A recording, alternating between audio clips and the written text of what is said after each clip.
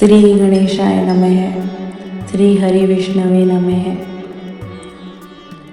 आज के पावन गुरुवार के दिन हम श्रद्धा और भक्ति भाव से बृहस्पति देव की पूजा एवं व्रत कथा का श्रवण कर रहे हैं। आइए कथा आरंभ करते हैं। एक दिन इंद्र बड़े अहंकार से अपने सिंहासन पर बैठे थे और बहुत से देवी देवता, ऋषि, गंधर्व, किन्नर आदि सब सभा में उपस्थित थे। जिस समय बृहस्पति जी वहाँ पर आए तो सब उनके सम्मान में खड़े हो गए, परंतु इंद्र गर्व के मारे खड़े नहीं हुए, यद्यपि वे सदैव उनका सम्मान किया करते थे। बृहस्पति जी अपना अनादर समझते हुए वहाँ से उठकर चले गए। तब इंद्र को बड़ा शोक हुआ। उन्होंने देखा, मैंने गुरु जी को अनादर कर दिया, मुझसे बड़ी भूल हुई है। गुरु जी के आशीर्वाद से ही तो मुझे यह वैभव मिला है। उनके क्रोध से यह सब नष्ट हो जाएगा, इसलिए उनके पास जाकर उनसे क्षमा मांगनी चाहिए, जिससे उनका क्रोध शांत हो जाए और मेरा कल्याण हो जाए। ऐसा विचार कर जब इंद्र उनके स्थान पर गए तो बृहस्पति जी ने अपने योग बल से यह पहले ही जान लिया कि इंद्र क्षमा मांगने के लिए आ रहे हैं। वे क्रोधवश उनसे भेंट करना उचित नहीं समझकर अंतर्ध्यान हो गए। जब इंद्र ने बृहस्पति जी को घर पर नहीं देखा तो वे निराश होकर लौट आए। जब दैत्यों के राजा वृषवर्मा को यह समाचार विदित हुआ तो उसने अपने गुरु शुक्राचार्य की आज्ञा से इंद्रपुरी को चारों तरफ से घेर लिया। गुरु की कृपा न होने के कारण देवता हारने में मार खाने लगे।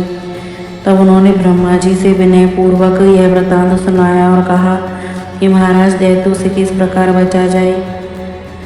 तब ब्रह्मा जी कहने लगे कि तुमने बड़ा अपराध किया है जो गुरुदेव को क्रोधित कर दिया। अब तुम्हारा कल्याण इसी में हो सकता है कि तपस्टा ब्राह्मण का पुत्र विश्वरूपा बड़ा तपस्वी और ज्ञानी है, उसे अपना पुरोहित बनाओ तो तुम्हारा कल्याण हो सकता है। यह वचन सुनते ही इंद्र तपस्टा के पास गए और बड़े विदित भाव से तपस्टा से कहने लगे कि आप हमारे पुरोहित बनने की कृपा करें, जिससे हमारा कल्याण हो। तपस्टा ने उत्तर दिया कि पुरोहित बनने से तपोबल घट जाता है, परंतु तुम बहुत विनती करते हो, इसलिए मेरा पुत्र विश्वरूपा पुरोहित बनकर तुम्हारी रक्षा करेगा। विश्वरूपा ने पिता की आज्ञा से पुरोहित बनकर ऐसा यत्न किया कि हरि इच्छा से इंद्र वृषवर्मा को युद्ध में जीतकर अपने इंद्रासन पर स्थित हुआ। विश्वरूपा के 3 मुख थे। एक मुख से वह सोमपल्ली लता का रस निकाल कर पीते थे, दूसरे मुख से मदिरा और तीसरे मुख से अन्नादि भोजन करते थे। इंद्र ने कुछ दिनों उपरांत कहा कि मैं आपकी कृपा से यज्ञ करना चाहता हूँ।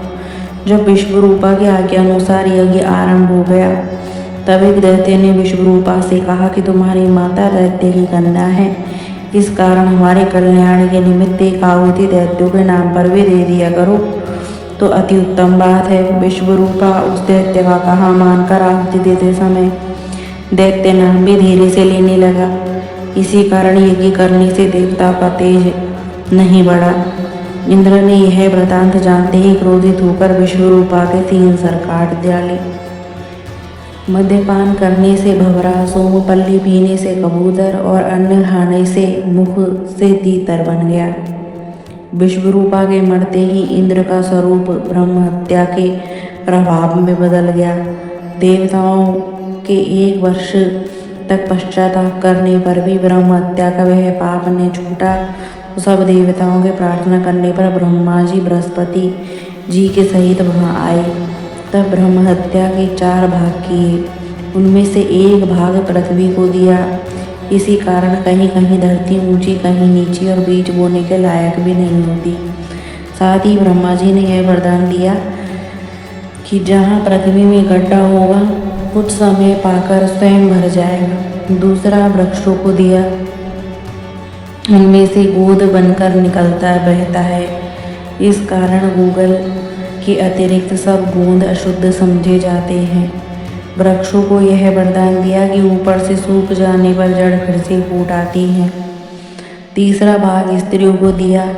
इसी कारण स्त्रियां हर महीने रजस्वला होकर पहले दिन चांडालिनी, दूसरे दिन ब्रह्मघातिनी, तीसरे दिन धोबिन के समान रहकर चौथे दिन शुद्ध होती हैं और संतान प्राप्ति का उनको वरदान दिया।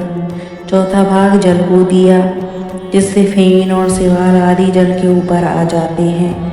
जल को यह वरदान मिला कि वह जिस चीज में डाला जाएगा वह बोझ में बढ़ जाएगी। इस प्रकार इंद्र को ब्रह्म हत्या के पाप से मुक्त किया। जो मनुष्य इस कथा को पढ़ता है या सुनता है उसके सब पाप बृहस्पति देव जी महाराज की कृपा से नष्ट होते हैं।